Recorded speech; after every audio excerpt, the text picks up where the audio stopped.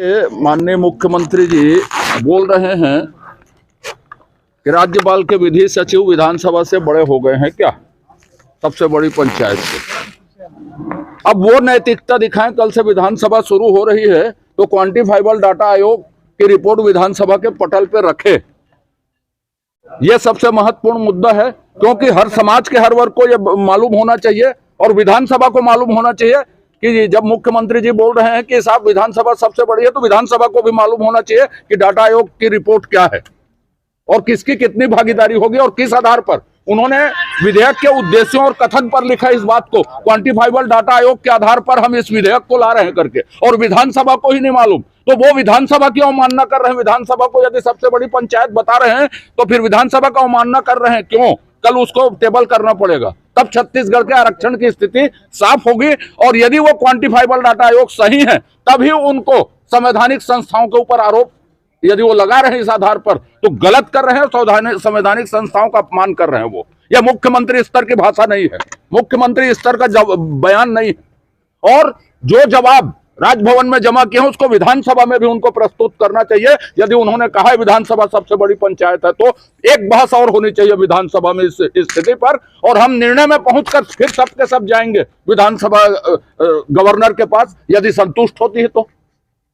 मतलब ये मांग पटल में रखने की है दोनों, माने क्वांटिफाइबल डाटा आयोग जो मुख्य है, उद्देश्य के कथन में लिखा है कि क्वांटिफाइबल डाटा आयोग के आधार पर यह विधेयक लाया जा रहा है।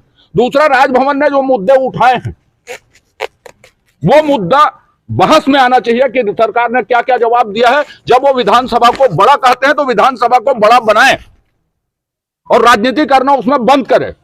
3 तारीख के पहले 2 तारीख को विधानसभा को वो जानकारी दे। जनाधिकार फनाधिकार रैली जो उनका गम्मत चल रहा है ना, वो गम्मत बंद होना चाहिए। ये कांग्रेस वाले कह रहे हैं कि राजभवन का ऐसे प्रवक्ताओं को कांग्रेस में रखना नहीं चाहिए। संतुष्ट होते हैं तो आप समर्थन देंगे पूरा? आप बहस करवाइए, संतुष्ट होंगे बिल्कुल देंगे। जब आप विधानसभा को बड़ी पंचायत बोल रहे हैं तो आप उत्तर दिए हैं उसका, और क्वांटिफाइबल डाटा आयोग दोनों टेबल करिए, उसमें बहस होनी चाहिए। उसके बाद हम यदि संतुष्ट होते हैं तो बिल्कुल समर्थन देंगे, हर हाल में समर्थन देंगे। ठीक। और अभी तो सिर्फ वो राजनीति कर रहे हैं। जो हमने शुरू में कहा था कि 31 दिसंबर तक कार्यकाल था क्वांटिफाइबल डाटा आयोग का, 2 तारीख को कैसे रिपोर्ट आ गई अचानक? इसलिए कि चुनाव था भानु प्रतापपुर को, 5 तारीख को एसटी सीट का चुनाव था, उसको प्रभावित करने के लिए यह किया गया।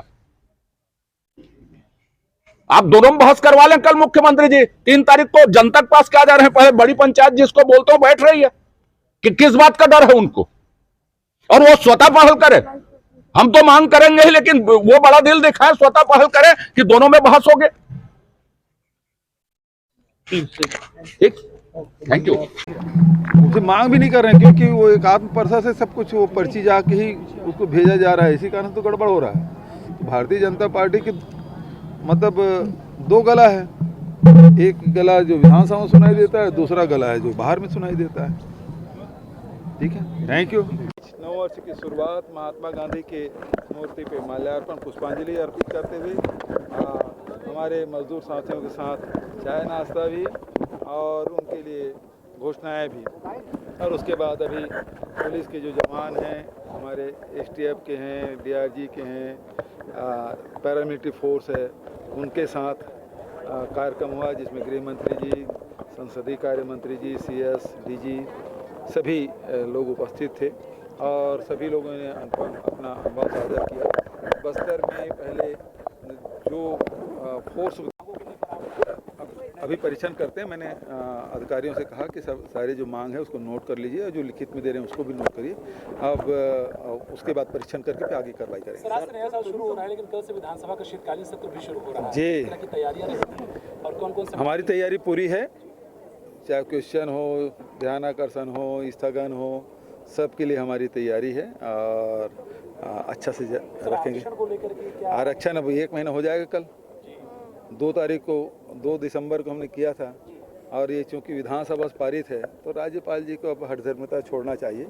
छत्तीसगढ़ की बेहतरी के लिए उसको हस्ताक्षर करना चाहिए। राहुल गांधी ने तैयारी है, और मुख्य रूप से बात तो यही है कि विधानसभा में पारित जो बिल है, जो विधानसभा के ही मतलब वो संपत्ति कहलाती है, वो विधानसभा से निकल के राजभवन गया है, वो बिल अटका हुआ है। सवाल हमसे पूछे जा रहे हैं। राज्यपाल को सीधा चाहिए कि यदि या तो हस्ताक्षर करे या विधानसभा को लौटाए, दो ही काम हैं। लेकिन अभी तक के अब फिर से 2 दिसंबर की बात है, आज 2 जनवरी कल आ जाएगा, फिर से सत्र शुरू हो रहा है। तो लेकिन अभी 1 महीने बीतने के बाद भी राज्यपाल जी की हठधर्मिता है, कहिए कि पूरे प्रदेश के छात्र छात्राओं का, नौजवान युवक युवतियों का जो नौकरी करना चाहते हैं, जो पढ़ाई करना चाहते हैं, उनके भविष्य के साथ खिलवाड़ किया जा रहा है। आरक्षण उनसे मांग भी नहीं कर रहे हैं, क्योंकि वो एक आत्म परसा से सब कुछ वो पर्ची जाके ही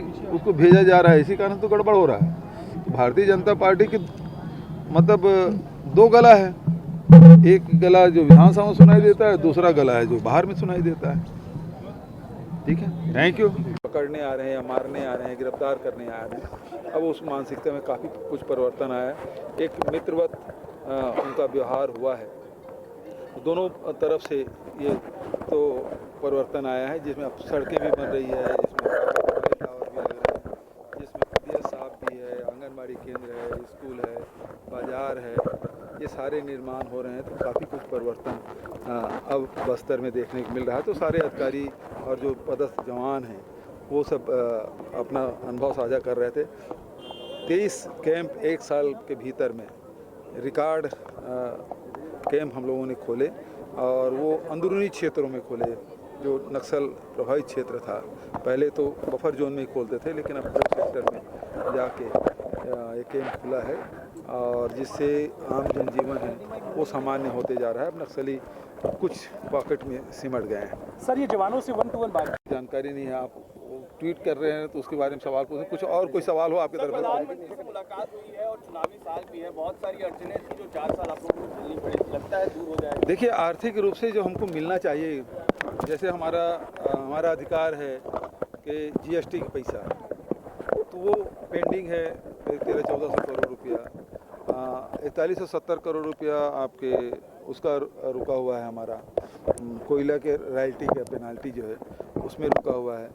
फिर कुछ मांगे हैं जिसमें जो यहाँ के उद्योग है, उसको कोयला मिलता था ACCL से, वो बंद कर दिया गया है। तो काफ़ी उद्योगों को भी परेशानी हो रही है, जिससे रोज़गार भी प्रभावित होगा। और चौथी बात है कि ट्रेन जो आवाजाही है वो निरंतर जारी रहे। जो बंद 30-35 ट्रेनें रद्द कर दी गई थी, आगे भी ना हो, ये मैंने सुनिश्चित करने के लिए कहा। ठीक, अब वो आगे देखते हैं।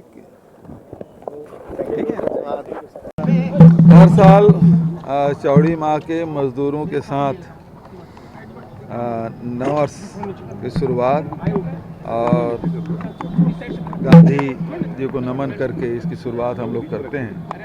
और बहुत सारी योजनाएं श्रमिकों के लिए, और उस योजनाओं का लाभ उठाते हुए देखिए कि श्रमिकों के बच्चे अब एयरफोर्स में जा रहे हैं, कोई टीचर बन रहे हैं, कोई और लाइब्रेरियन बन रहे हैं। तो उनके भी सपने साकार हो रहे हैं। छत्तीसगढ़ सरकार की योजनाओं का लाभ उठाते हुए हमने और भी सुविधाओं की घोषणा की है, जिसके उसके जीवन में भी खुशहाली आ सके।